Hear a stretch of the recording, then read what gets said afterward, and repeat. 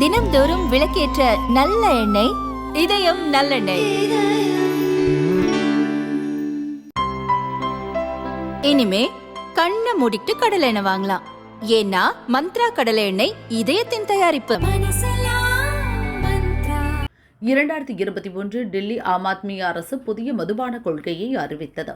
இதை அமல்படுத்துவதில் பல நூறு கோடி ஊழல் நடந்ததாக புகார்கள் எழுந்தன.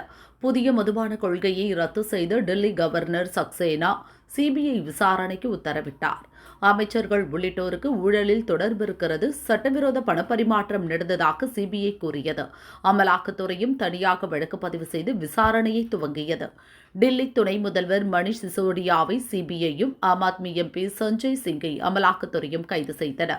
இந்த வழக்கில் நவம்பர் 2 விசாரணைக்கு ஆஜராக டெல்லி முதல்வர் கெஜ்ரிவாலுக்கு அமலாக்கத்துறை சம்மன் அனுப்பியது. இது அரசியல் உள்நோக்கம் கொண்டது என சொல்லி ஆஜராக மறுத்தார். மீண்டும் டிசம்பர் 21 ஆஜராக உத்தரவிட்ட போது 10 நாள் தியான பயிற்சிக்கு செல்வதாக கூறி ஆஜராக மறுத்தார். அமலாக்கத்துறை அனுப்பிய சம்மன் அரசியல் உள்நோக்கம் கொண்டது, இதை திரும்பப் பெற வேண்டும் எனவும் அமலாக்கத்துறைக்கு கடிதம் அனுப்பினார். இந்த சூழலில் ஜனவரி 3 ஆஜராகுமாறு 3வது முறையாக இன்று அமலாக்கத்துறை சம்மன் அனுப்பியுள்ளது. 3வது முறையும் ஆஜராகவில்லை என்றால் ஜாமீனில் வெளிவர முடியாத வாரண்ட் பிறப்பிக்கப்படும் எனவும் அமலாக்கத்துறை எச்சரித்துள்ளது.